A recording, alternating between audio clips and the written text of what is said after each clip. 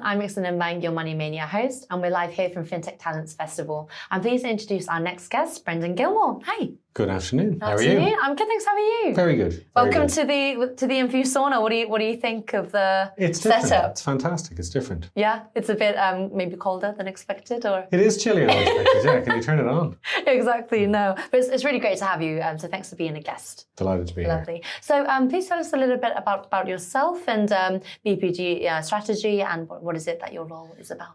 Sure. So BPG Strategy is my business. I'm a consultant stroke advisor, and essentially I help translate between old world and new world financial services.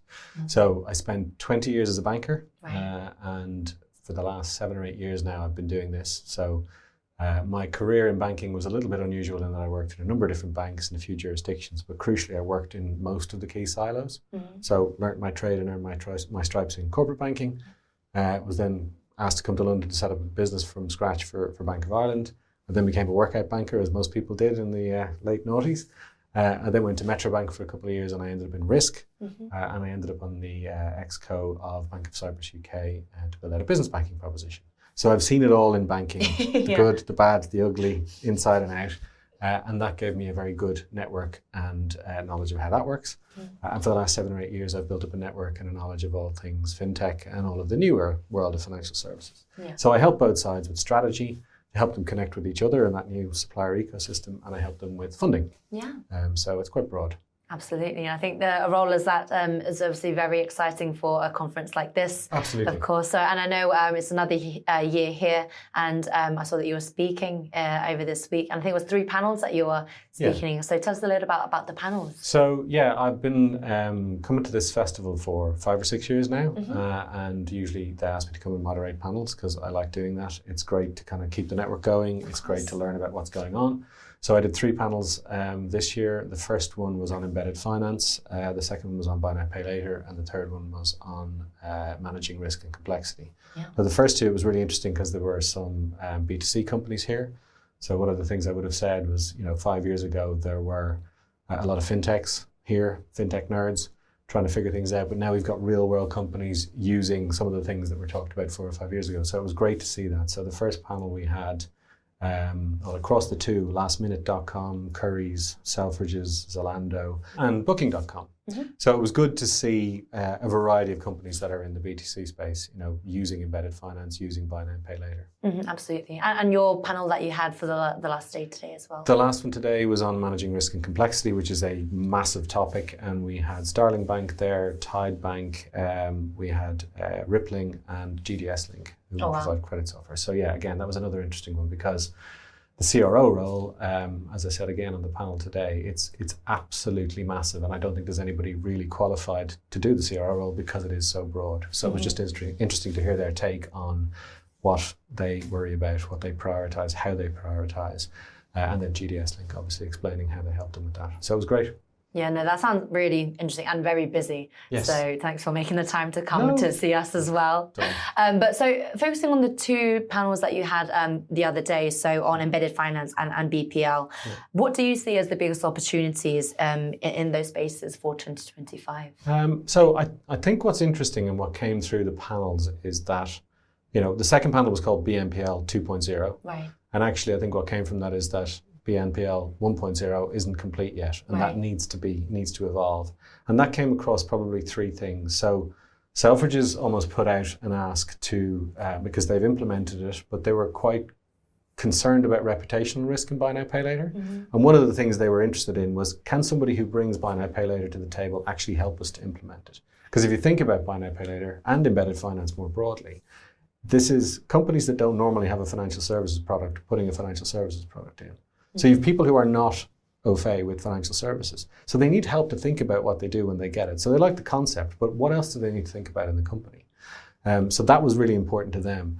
With lastminute.com and with booking.com, both suggested that the product of buy now, pay later or embedded finance wasn't suited to them yet because they have a different profile. So they got very big ticket items.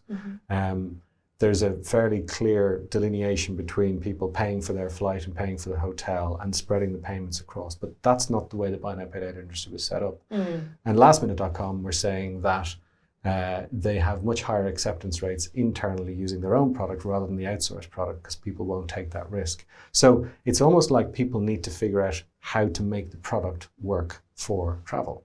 And they haven't figured that out yet. Now, Booking.com process about 50 billion of payments. That astounded me that it was that big. So the industry needs to shape itself to that. So they haven't quite got the product right. And then equally, I think it was Zalando were talking about their credit risk metrics.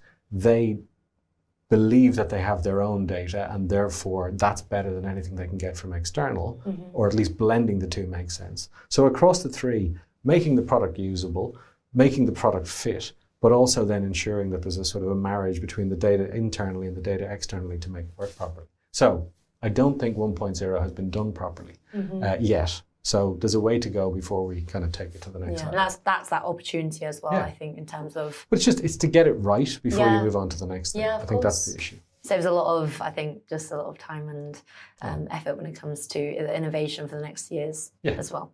So, and lastly, I mean, you can't attend a conference nowadays without speaking of AI, of course. And of course, this might be a question that you would have thought would come up. But when it comes to BNPL and in embedded finance as well, how do you see AI impacting this as we slide into 2025 as well? So I'm going to give you more of a generic answer, only because if you'd asked me a few years ago, I would have said financial services has been thrown up in the air and really nobody knows where it's going to land. And I still believe that. AI has come and basically blown it all back up again. Right. And if you think about today and yesterday, some of the conversations I've had are completely contradictory.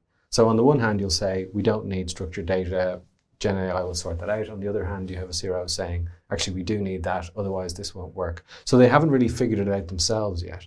And I think it's evolving so rapidly that people can't really get their head around it. It came up on the risk panel today where, you wonder whether CROs are perfectly qualified to even begin to comprehend what AI is going to do for their business, along with everything else. So actually, I don't think we know what's going to happen with AI just yet.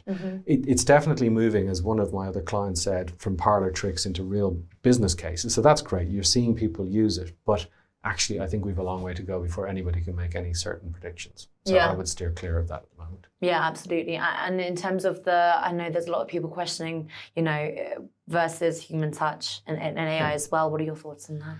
Well, again, it does depend on the data set that's being used by the AI to surface the things that are, the chatbots that are being kind of rolled out by an awful lot of banks and other industries. I think that's the bit that I don't fully get yet, is how they're going to bring that human touch to the data, how they're going to bring that human touch to make people feel that they're actually interacting with a human, or whether they care. So I think it's too early to have anything definitive on that, unfortunately. I'd love to be able to give you this is what's going to happen. No, of course. Yeah, it's all about predictions at this point, and no one does really know.